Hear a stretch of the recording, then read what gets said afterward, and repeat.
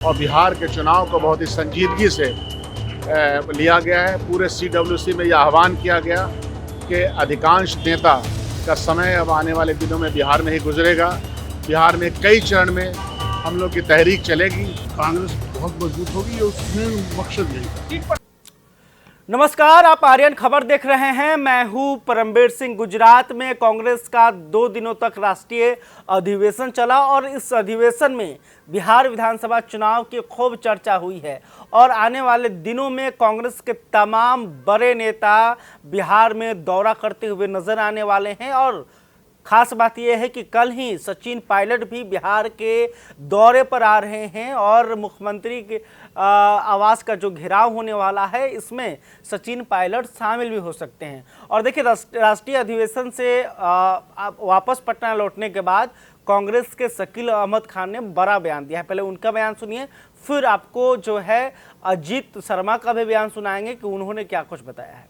अधिवेशन में गए थे सर, क्या कुछ टास्क मिला है आला कमान की तरफ से?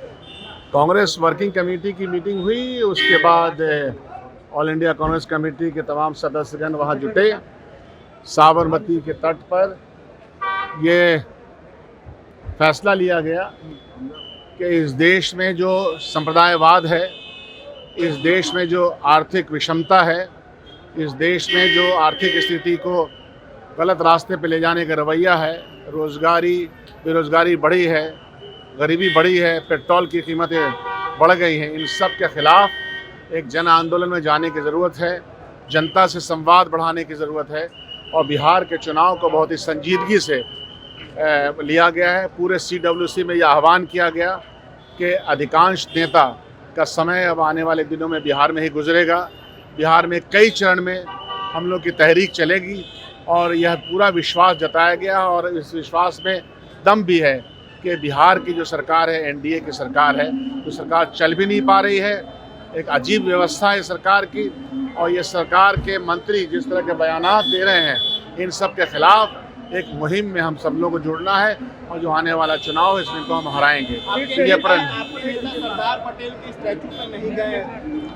नहीं, ये कि सरदार पटेल की तो किताब ये हमारे पास, ये किताब वहाँ सब लोगों को दी गई है, तो ये कहना ही गलत है।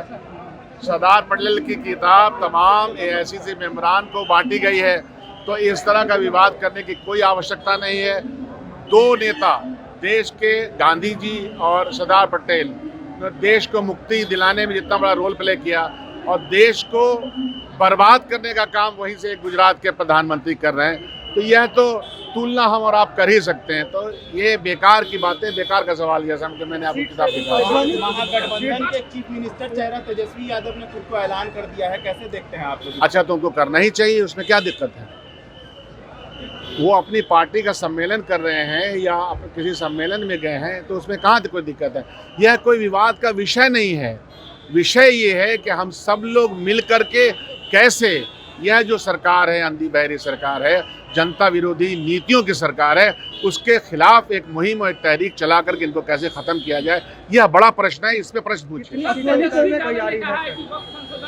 में नहीं लागू होने देंगे, तो भाजपा के लोग कह रहे हैं कि कोई माई का लाल है। Bharatiya Janata party general Dyer की तरह बात कर रही है। उसका एक नेता ने कहा कि जलियांवाला बाग बना देंगे। तो आप जानते हैं कि जिस इस तरह के शब्दावली का जो प्रयोग कर रहे हैं, उनके इस शब्दावली प्रयोग करने का कोई औचित्य नहीं बनता है। ये हिटलर शाही नहीं है, नहीं लोकशाही है। तो गोडसेवादी लोग ऐसा बात कर ही सकते हैं। गांधी के हत्यारे से ही उम्मीद आपकी जा सकती है। हम लोग गांधी के अनुयायी वाले लोग हैं, तो हम तो ऐसा कभी नहीं करते हैं। कोई कानून बना नहीं बना, उसके खिलाफ जद्दोजहद है और चलेगी, इसमें क्या शक है। वक्फ बिल के खिलाफ पार्लियामेंट के अंदर और पार्लियामेंट के बाहर कांग्रेस पार्टियों के तमाम जो समान विचार लोग हैं वो जद्दोजहद करते ही रहेंगे। तो आपने शकील अहमद खान का बयान देख लिया। उन्होंने कहा कि टास्क मिल गया है। बिहार के विधानसभा चुनाव में कांग्रेस पूरी मजबूती और ताकत के साथ चुनाव लड़ेगी।